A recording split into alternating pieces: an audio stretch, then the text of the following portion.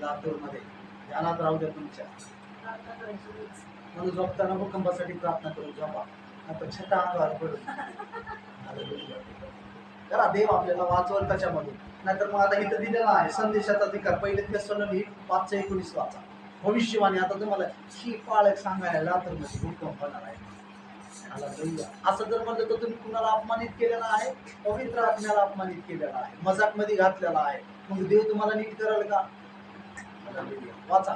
2 किंवा 3 साक्षीदार असल्यापासून कोणत्याही वडिलांवरील आरोप पहिले तेसलोनिकी 5:19. मी तुम्हाला थोडं थोडं का सांगत आहे माहिती असणं गरजेचं आहे. आत्म्याला विसरू नका. आत्म्याला विसरू नका. आता आत्म्याला कसं विसरतो आपण बोलण्याच्या द्वारे. आता मी तुम्हाला काय सांगितले की काही दिवसामध्ये काही वर्षामध्ये वेळ लागेल पण मोठा भूमिकंप होणार आहे. किती जणांना वाटते भाऊ? ज्याला वाटते प्रार्थना करा होऊन त्याच्यामध्ये आपण सगळे चालू.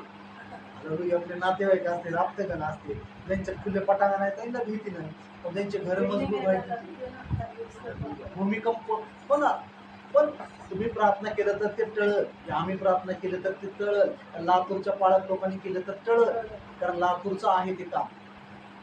मी पुण्याचं सांगत नाही, लातूरचं सांगतोय. मग लातूरमध्ये भूकंप होऊ नये